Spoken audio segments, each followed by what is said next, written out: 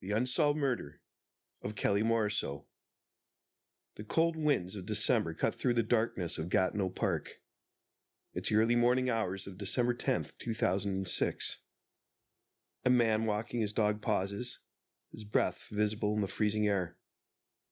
What he sees next will haunt him forever. A woman, battered and bleeding, clings to life on the icy ground. The snow beneath her is soaked in crimson. By the time first responders arrive, it's already too late. 27-year-old Kelly Morrisseau, 7 months pregnant, is pronounced dead. Stabbed multiple times, left to die in the dark, abandoned in a parking lot miles away from where she was last seen. 17 years later, her murderer is still at large. He was a man last seen with her in Ottawa's Vanier sector. Why was she taken across the river to Quebec? And who would commit such a brutal, senseless act against a vulnerable young woman? This is Ontario Cold Cases, Canada's True Crime Podcast. And tonight, we seek answers to the haunting mystery of Kelly Morrisseau's unsolved murder.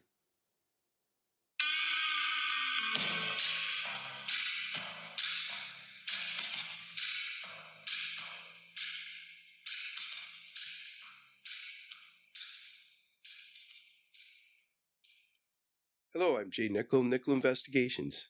And this is Ontario Cold Cases, Canada's True Crime Podcast. Ontario Cold Cases is a gripping true crime podcast that shines a light on unsolved murders, disappearances, and forgotten crimes from across the province and the world. With meticulous research, compelling storytelling, and a commitment to historical accuracy, we bring you the real stories of victims, investigators, and suspects, stories that demand to be heard. Each week, we take you deep into the world of true crime with a packed schedule of episodes. Tuesdays, historical true crime cases, exploring infamous and obscure crimes from history. Wednesdays, the Mick and Mac Mysteries, a thrilling fictional detective series set in 1950s Toronto. Thursdays, World Cold Case Thursday, investigating unsolved cases from around the globe. Sundays, Ontario Cold Cases, the latest episode uncovering an unsolved mystery from Ontario. From high-profile crimes that shock the nation to little-known cases waiting for justice, we uncover the truth, one case at a time. Join us as we explore the dark corners of history and mystery, where every clue could lead to answers and every case deserves a second look. Subscribe now wherever you listen to your favorite podcasts and never miss an episode of Ontario Cold Cases, Canada's True Crime Podcast.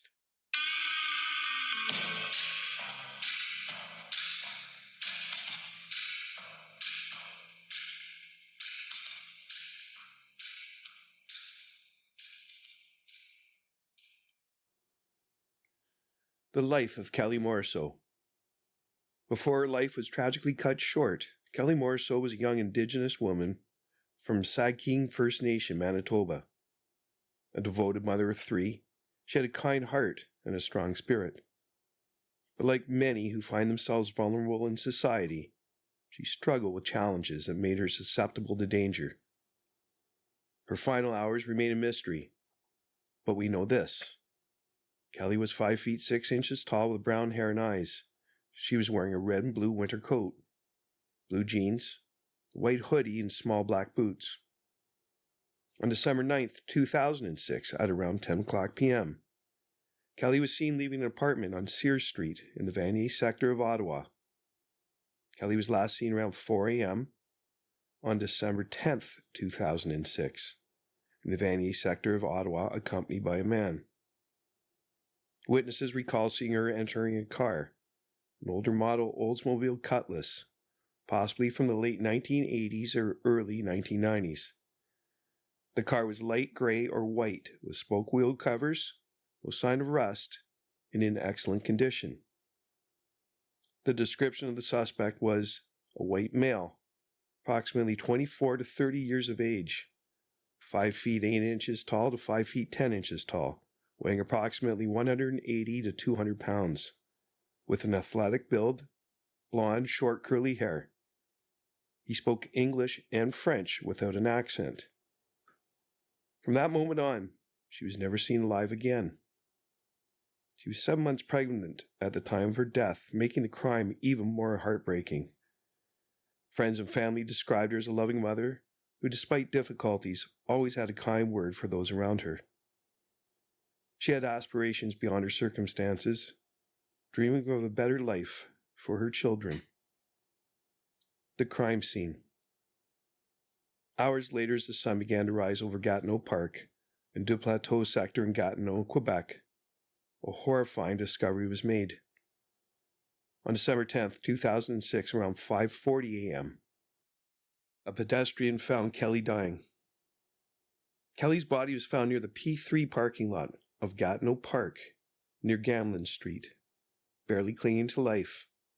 She'd been brutally stabbed multiple times, and despite a desperate fight for survival, she succumbed to her injuries at the hospital. The cause of death was a massive hemorrhage due to multiple wounds inflicted by a cutting weapon. That same morning, between 4 o'clock and 5:40 a.m., the suspect's vehicle was seen using the lane reserved for emergency vehicles. The scene was a puzzle for investigators. Why was Kelly, last seen in Ottawa, found across the river in Quebec? Who had driven her there? And more importantly, why they attacked her so savagely? Investigators determined that she had been dumped at the scene after the attack, meaning the actual murder took place somewhere else. Evidence was sparse, but the brutality of the attack suggested a highly personal or deeply violent offender. Items belonging to Kelly Morrisseau, as well as other evidence, were found in Ruisseau des Freins and behind the business of 115 Boulevard du Plateau in Gatineau. The murderer may have been wounded by a cutting weapon during the crime.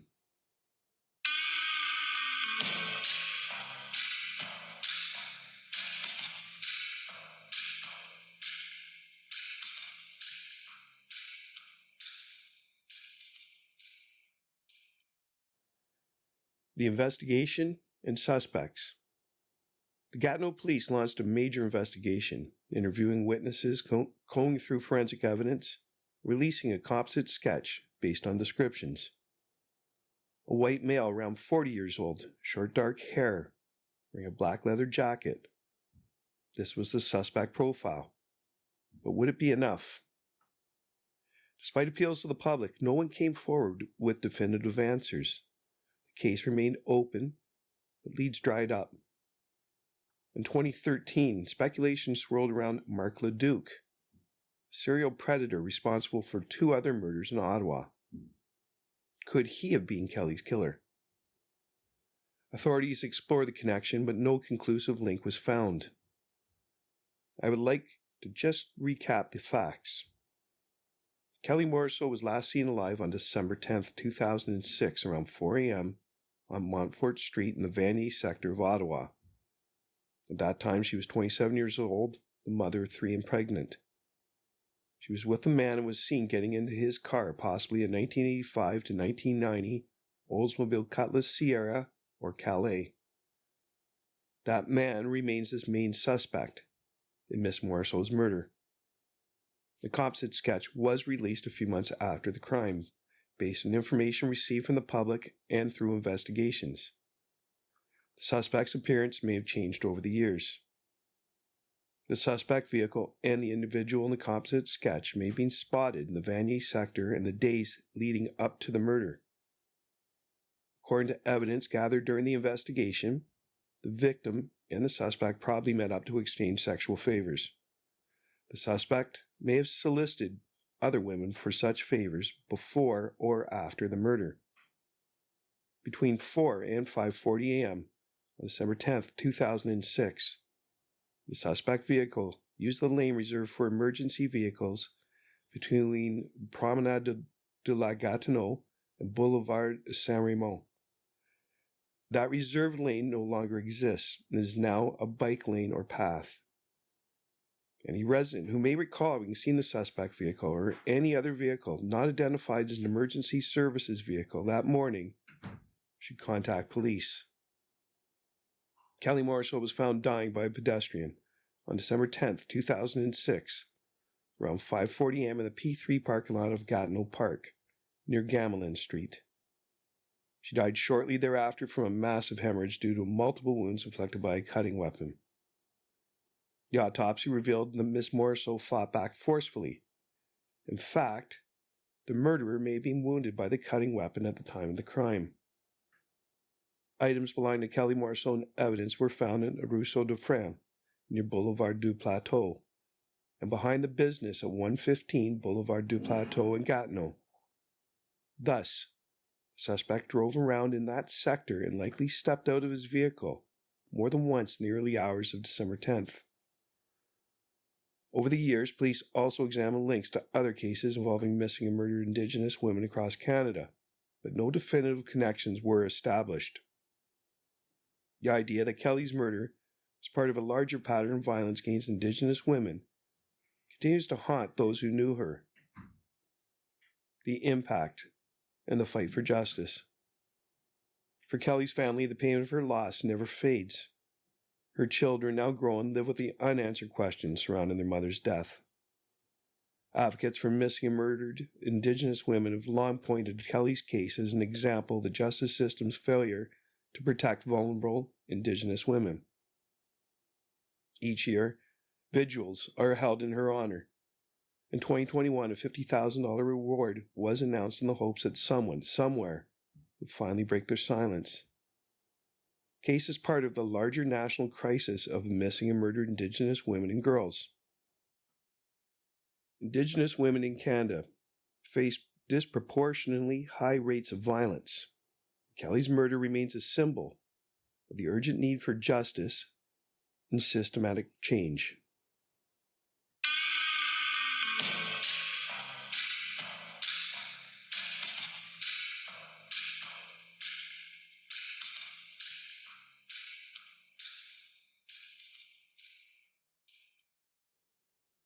Where the case stands today. 17 years have passed. Kelly Morrisseau's killer remains at large. But police remain hopeful. New technology in DNA analysis, advancements in investigative techniques. These could provide the breakthrough the case so desperately needs. Investigators believe that someone out there knows more than they have shared. Perhaps it is an acquaintance of the killer. Someone who saw or heard something that seemed insignificant at the time. But time does not erase the need for justice. If you have any information, no matter how small, now is the time to come forward. Call the Gatineau police or submit a tip anonymously. Kelly's family deserves answers. Her children deserve closure. And her killer deserves justice. This has been another episode of Ontario Cold Cases, Canada's True Crime Podcast. If you found this story compelling, please subscribe, leave a review, and share this episode. Justice delayed does not have to mean justice denied.